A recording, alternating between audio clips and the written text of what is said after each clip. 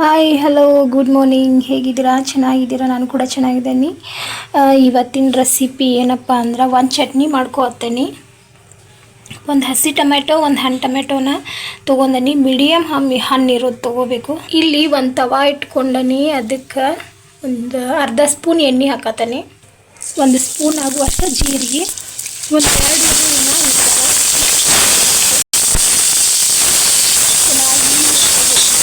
4 ಮೆಣಸಿನ್ಕಾಯಿನ ತೊಗೊಂಡನಿ. ಚೆನ್ನಾಗಿ ಹುರ್ಕೋಬೇಕು. ಈ ಥರ ಚೆನ್ನಾಗಿ ಹುರ್ಕೊಂಡ ನಂತರ ನಾನು ಟೊಮೆಟೊನ ಹಾಕತೀನಿ. ಅವನು ಚೆನ್ನಾಗಿ ಹುರ್ಕೋಬೇಕು.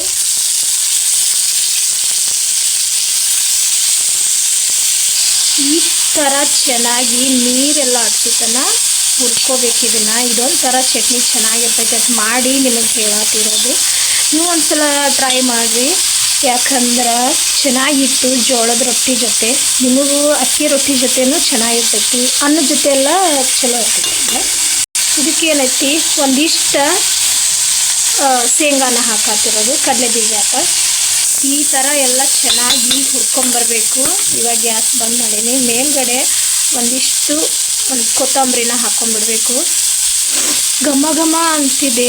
ಒಗ್ಗರ್ನಿ ಥರ ಅನ್ನಿಸ್ತದೆ. ಇದನ್ನೆಲ್ಲ ಹುರ್ಕೊಂಡ್ರೆ ಚೆನ್ನಾಗಿ ಘಮ ಘಮ ಅಂತೈತಿ. ಚಟ್ನಿ ಮಾತ್ರ ಸೂಪರ್ ಆಗಿರ್ತೈತಿ. ಇದೊಂಥರ ರೆಸಿಪಿ ಚೆನ್ನಾಗಿತ್ತು. ಇದನ್ನು ಒಳಕಲ್ಲಾಕಿ ರುಬ್ಕೊಂಬರ್ಬೇಕು. ಸೂಪರ್ ಆಗಿರ್ತೈತಿ. ಅದನ್ನು ತಣ್ಣಗಾಗಕ್ಕೆ ಬಿಟ್ನಿ, ಸೈಡ್ ಎತ್ತಿಟ್ಟನಿ. ಇವಾಗ ಏನೈತಿ, ಇದು ಕೆಂಪೇಳೆ ಅಂತಿಲ್ಲ, ಅದ್ರ ಕಾಳಿದೆ. ಅದ್ರದ್ದೊಂದು ಪಲ್ಯನ ಮಾಡತ್ತಿದ್ದೀನಿ ನಾನು. ಈ ಥರ ಕುದಿಸಿ ತೆಗಿಬೇಕಿದೆ. ಇದಕ್ಕೊಂದು ಕಡಾಂಗಿ ಇಟ್ಕೊಂಡನಿ. 2 ಸ್ಪೂನ್ ಎಣ್ಣೆನ ಹಾಕತ್ತೀನಿ. ಸ್ವಲ್ಪ ಜೀರಿಗೆನ ಹಾಕ್ಕೋಬೇಕು. ಈರುಳ್ಳಿ ದೊಡ್ಡ ಗಾತ್ರದಷ್ಟು ಈರುಳ್ಳಿ ಹಾಕ್ಕೋಬೇಕು. ಚೆನ್ನಾಗಿ ಈ ಥರ ಹುರ್ಕೋಬೇಕು. ಹುರ್ಕೊಂಡ ನಂತರ ಟೊಮೆಟೊನ ಹಾಕೋಬೇಕು. ಇಲ್ಲಿ ನೋಡ್ಬೇಕು, ಇವಾಗ ಒಂದು ಟೊಮೆಟೊನ ಸಣ್ಣದಾಗಿ ಕಟ್ ಮಾಡಿರೋದ ಹಾಕೋತೀನಿ. ಇಲ್ಲಿ ಏನೈತಿ, ಕೊಬ್ಬರಿನ ಸಣ್ಣದಾಗಿ ಆಗಿರಬಾರ್ದು, ತತ್ತರಿ ಆಗಿರಬೇಕು. ಸ್ವಲ್ಪ ಇರಬೇಕು. ಅದನ್ನು ಮಿಕ್ಸಿಗೆ ಹಾಕೊಂಡು ಬಂದಿರೋದು ನೋಡ್ಬೋದು. ಈಗ ಈ ಥರ ಐತಿ. ಇವಾಗ ಏನೈತಿ, ಕೊಬ್ಬರಿನ ಹಾಕೋತೀನಿ ಒಗ್ಗರಣೆಯಾಗನ. ಒಂದು 2 ಸ್ಪೂನ್ ಆಗುವಷ್ಟು ಹಾಕೊಂಡಿನಿ.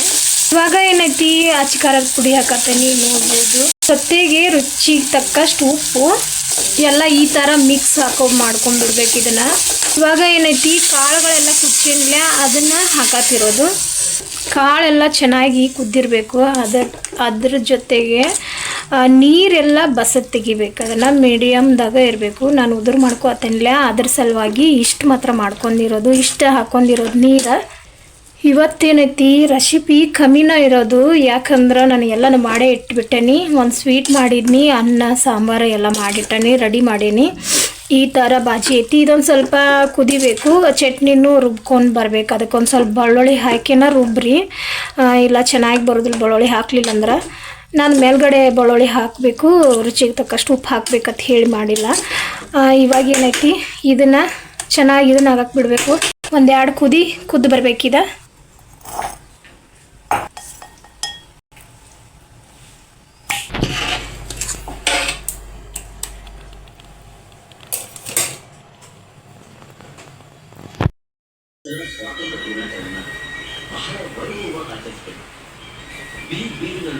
ಇವಾಗ ಏನೈತಿ, ಚಟ್ನಿ ಎಲ್ಲ ಮಾಡ್ಕೊಂಡು ಬನ್ನಿ, ರೆಡಿ ಆಗಿತ್ತು. ಇದೊಂದು ಸ್ವೀಟ್ ಇತ್ತು.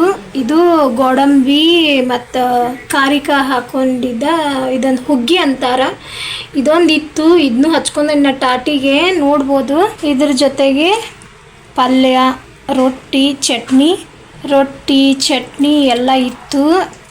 ಊಟ ಮಾತ್ರ ಇವತ್ತಿಂದ ಸಖತ್ತಾಗಿತ್ತು. ಈ ಥರ ಚಟ್ನಿನ ಮಾಡ್ಕೊಂಡಿನಿ. ಮೇಲ್ಗಡೆ ಒಂಚೂರು ತುಪ್ಪ ಹಾಕ್ಕೊಂಡು ತಿಂದ್ಬಿಟ್ರೆ ನಮಗೆ ಬಾಯಿ ಏನಾರ ಹೊಲಸಾಗಿರ್ತೈತಿ, ಕೆಟ್ಟಿರ್ತೈತಿ ಅಂತಾರಲ್ಲ, ಆವಾಗ ಈ ಚಟ್ನಿನ ಮಾಡ್ಕೊಂಡು ತಿನ್ನಿರಿ. ಸಖತ್ ಟೇಸ್ಟಿಯಾಗಿರ್ತೈತಿ. ಈ ರೆಸಿಪಿ ಈ ಥರ ಐತಿ ನಂದು ಇವತ್ತಿಂದ.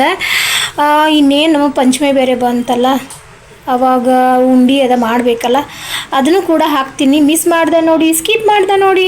ನೋಡ್ತಾ ಪ್ಲೀಸ್ ಒಂದು ಲೈಕ್ ಮಾಡಿ, ಶೇರ್ ಮಾಡಿ, ಕಮೆಂಟ್ ಕೂಡ ಮಾಡಿ. ಇನ್ನು ನನ್ನ ಚಾನಲನ್ನು ಸಬ್ಸ್ಕ್ರೈಬ್ ಮಾಡಲಾರ್ದೆ ಯಾರು ನೋಡತ್ತೀರಿ, ಪ್ಲೀಸ್ ಸಬ್ಸ್ಕ್ರೈಬ್ ಮಾಡ್ಕೊಂಡು ನೋಡಿ. ಓಕೆ, ಟೇಕ್ ಕೇರ್, ಬಾಯ್.